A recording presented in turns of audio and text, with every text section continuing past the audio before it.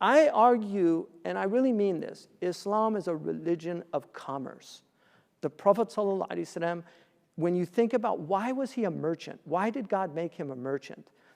He could have been anything before Islam. He could have been a doctor, he could have been an engineer, but God made him a merchant.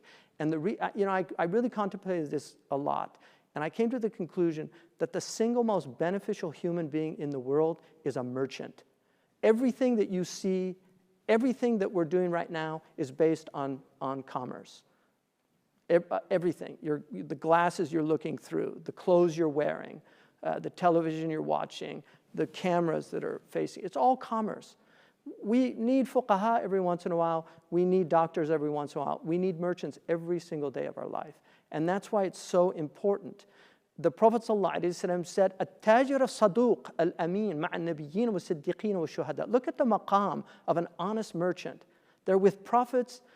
They're with the Siddiq. The Siddiqeen are like Abu Bakr as-Siddiq, the highest people, and they're with the martyrs on the Day of Judgment. I mean, that shows you the maqam. Also, unfortunately, the rarity of a truthful merchant, because merchants lie. It's like Al-Awza'i was going into Beirut, and he heard a man saying, "Basal ahla min asal," onion sweeter than honey. And Al-Awza'i heard that. He said, "Ayadhun al-kidhib yajuzu fi hadha al-maqam." Does he think lying is permissible here?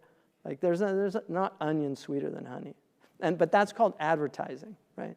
So the Prophet ﷺ said that Allah says, "Ana thalithu sharikain." I am, when you enter into a shirka, Allah is the third.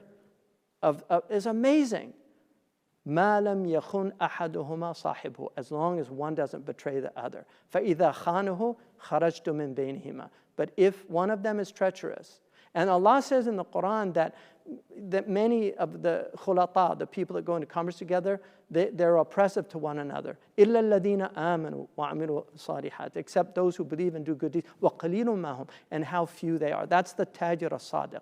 That's why it's really, really important. The Prophet ﷺ once gave a dinar to Abu Urwa, and he told him to go buy a shah. He went out and he bought two, sold one for a dinar, and then brought the shah and the dinar back to the Prophet. And the Prophet said, "Barakallah fi tijaratikum."